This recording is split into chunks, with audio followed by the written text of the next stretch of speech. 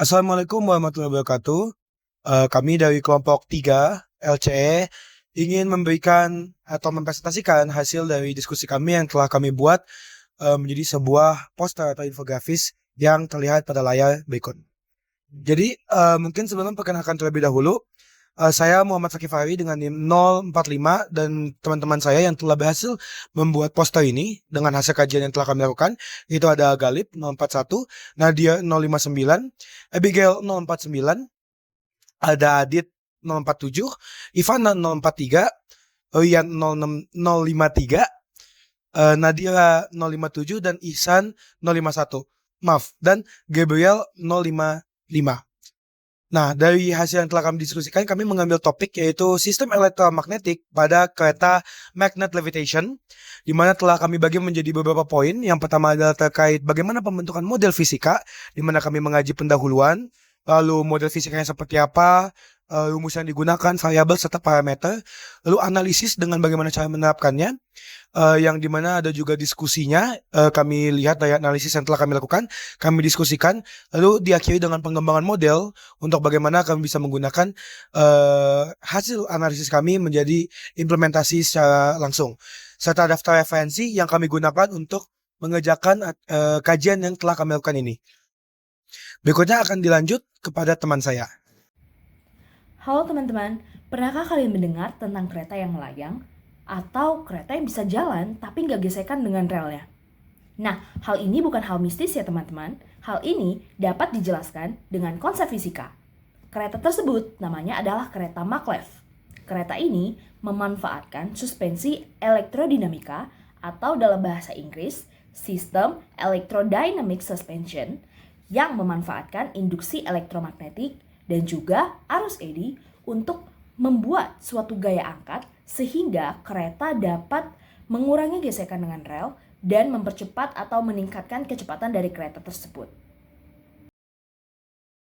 Nama saya Rabbani Al-Hadid dengan NIM 1252504. Kita menjelaskan mengenai model fisika yang ada pada kereta levitasi.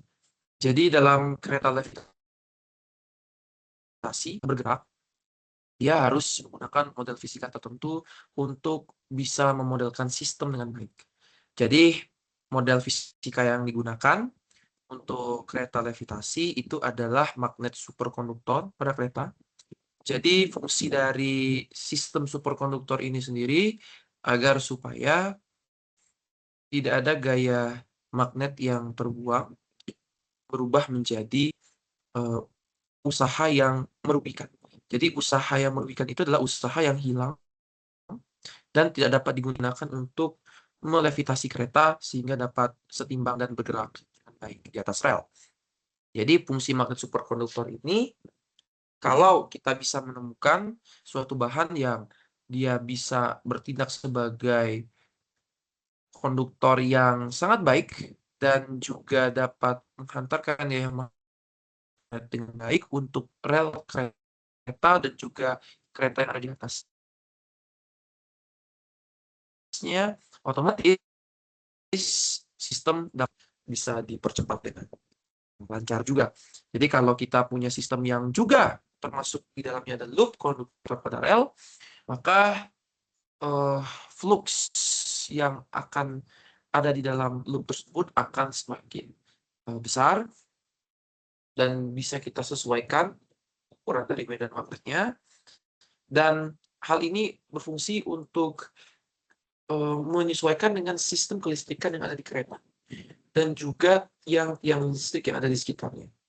Jadi loop konduktor ini akan memaksimalkan sistem kelistrikan yang ada di kereta, misalnya penggunaan bel dalam kereta, AC, dan lain sebagainya. Itu semua nanti akan memanfaatkan arus induksi yang berasal dari superkonduktor yang dibuat di dalam loop pada rel.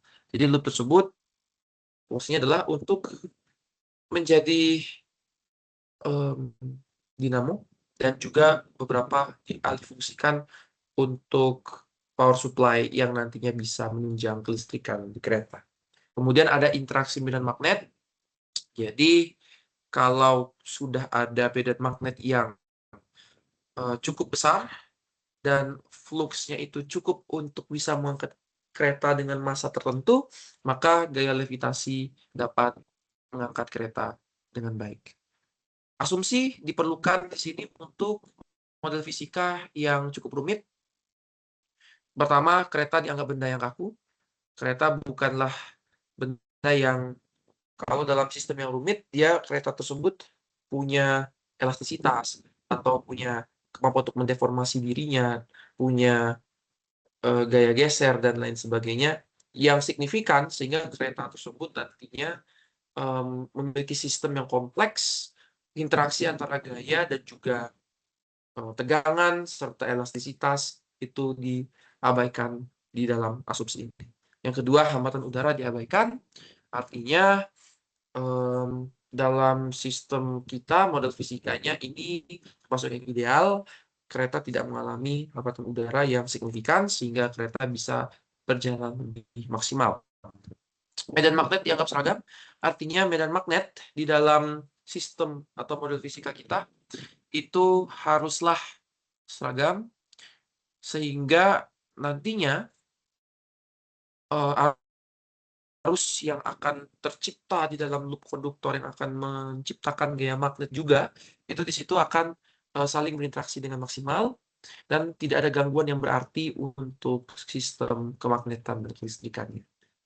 Terakhir, resistansi relnya konstan, artinya tidak ada beban pada rel, material tertentu yang digunakan dalam rel yang bisa jadi punya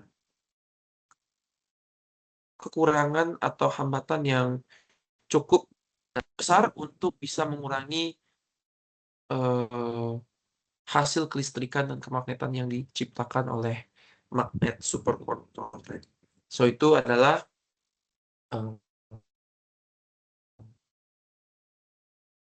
beberapa hal sistem kereta berlevitasi. Hal ini akan menjadi topik yang akan dibahas oleh teman saya berikutnya. Pada kereta maglev, ada beberapa konsep fisika yang mendukung cara kerjanya. Yang pertama adalah hukum Faraday.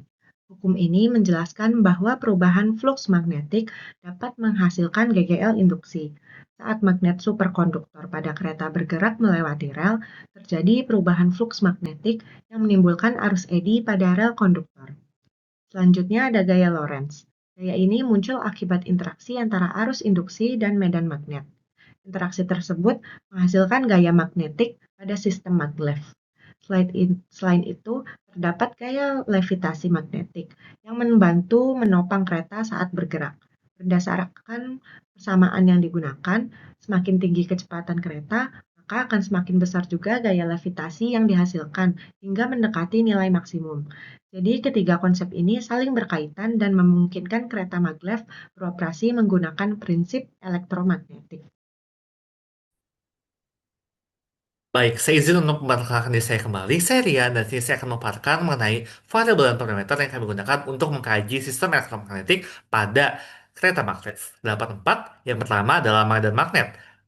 Medan ini merupakan sumber utama gaya elektromagnetik pada sistem maglev, dan besar magnet ini mempengaruhi juga kuat gaya levitasi yang dihasilkan.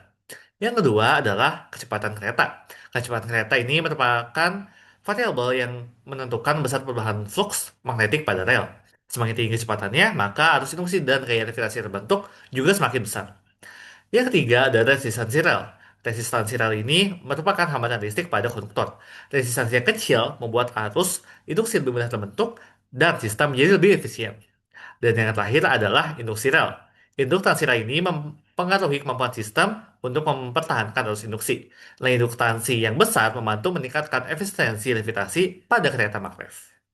Nama saya Nadira dan di sini saya akan melanjutkan presentasinya ke bagian analisis poin 1 dan poin 2. Nah, dengan adanya teori fisika seperti yang sudah dibahas, pengaplikasian seluruh model fisika dapat dilakukan dengan melakukan analisis secara 4 poin. Nah, yang pertama, analisis arus induksi dan arus eddy. Ketika magnet pada kereta bergerak dengan kecepatan tertentu di atas rel, terjadi perubahan flux magnet yang menimbulkan GGL induksi sesuai hukum Faraday. GGL ini menghasilkan arus induksi pada loop rel. Arus tersebut kemudian membentuk medan magnet sekunder yang berinteraksi dengan medan magnet utama dari kereta, sehingga menghasilkan gaya mekanik yang berperan dalam proses levitasi dan pergerakan kereta. Nah, yang kedua yaitu analisis komponen levitasi dan hambat magnetik. Interaksi antara arus induksi dan medan magnet menghasilkan gaya Lorentz yang dapat diuraikan menjadi dua komponen, yaitu gaya levitasi yang arahnya tegak lurus lintasan dan gaya hambat magnetik yang arahnya sejajar lintasan. Perbandingan kedua gaya ini dinyatakan dengan persamaan FL per FD sama dengan V per VC. Artinya, saat kecepatan kereta jauh lebih besar daripada kecepatan karakteristik sistem, gaya levitasi akan lebih dominan dibandingkan gaya hambat. Oleh karena itu, sistem EDS menjadi semakin efisien pada kecepatan tinggi karena gaya angkat yang dihasilkan jauh lebih besar daripada gaya hambatnya. Terima kasih. Halo, nama saya Ihsan dan saya akan melanjutkan presentasi di bagian analisis nomor 3, pemodelan grafik. Grafik ini menunjukkan hubungan antara kecepatan kereta dan besar gaya. Di titik di mana titik singgung antara gaya levitasi dan gaya berat, terdapat lift off speed sebesar 20,6 meter per sekon, yaitu kecepatan di mana gaya levitasi sudah sanggup menopang berat dari kereta. Selanjutnya yaitu analisis perhitungan kuantitatif yang menggunakan parameter ideal untuk merepresentasikan sistem levitasi EDS. Kami asumsikan berat kereta 4.000 kg dan gaya berat yang dihasilkan yaitu 39.240 Newton. Nah, pada rel konduktor terdapat resistansi sebesar 15 kali 10 pangkat min 4 ohm dan 10 pangkat min 4 Henry indukansi. Nah, dengan ini gaya levitasi teoritis yang dapat dicapai yaitu 60.000 Newton. Berdasarkan parameter tersebut, diperoleh kecepatan kritis, yaitu kecepatan di mana gaya hambat mencapai titik maksimum dan akan turun nantinya, kami dapat di titik 15 meter per sekon. Baik, saya izin melanjutkan ke bagian selanjutnya, yaitu bagian diskusi. Sebelumnya, perkenalkan nama saya Muhammad Galib Daul Haq dengan NIM akhir 041. Jadi berdasarkan hasil simulasi dan analisis yang telah kami lakukan, kami mendapatkan beberapa poin hasil diskusi. Yang pertama, hasil simulasi ini menunjukkan bahwa perilakunya itu sesuai dengan teori sistem IDS yang telah kami telaah, di mana pada kecepatan rendah, gaya hambat magnetik atau drag force-nya masih dominan akibat adanya disipasi energi.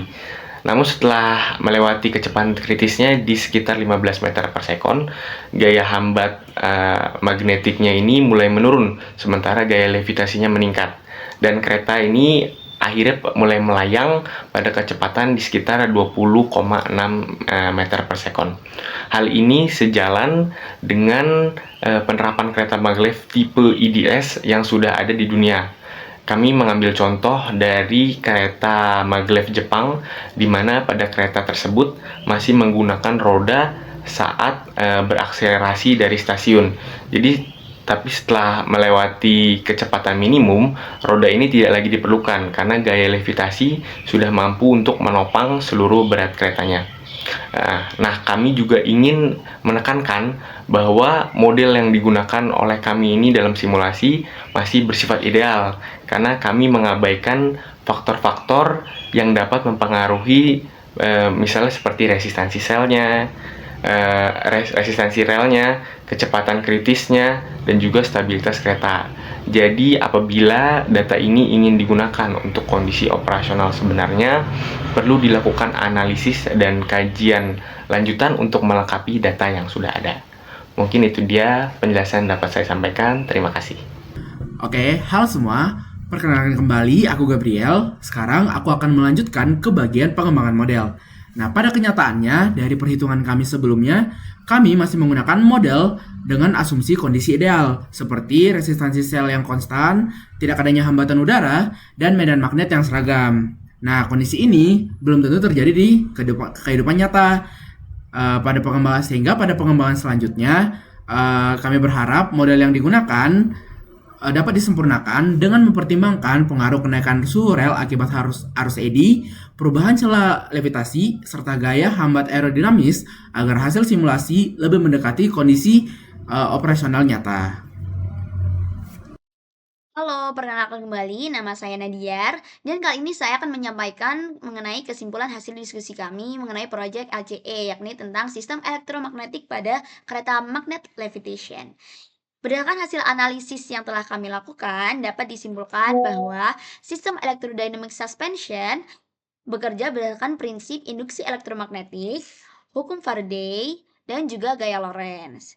Ketika kereta bergerak, perubahan flux magnetik pada rel akan membentuk gaya levitasi, sehingga kereta dapat melayang tanpa kontak langsung dengan rel. Hasil pemodelan menunjukkan bahwa semakin tinggi kecepatan kereta, semakin besar pula gaya levitasi yang dihasilkan, hingga mampu mengimbangi gaya berat kereta. Nah, pada model yang kami gunakan, kereta mulai mencapai kondisi levitasi pada kecepatan sekitar 20,6 meter per detik atau sekitar 74,16 km per jam.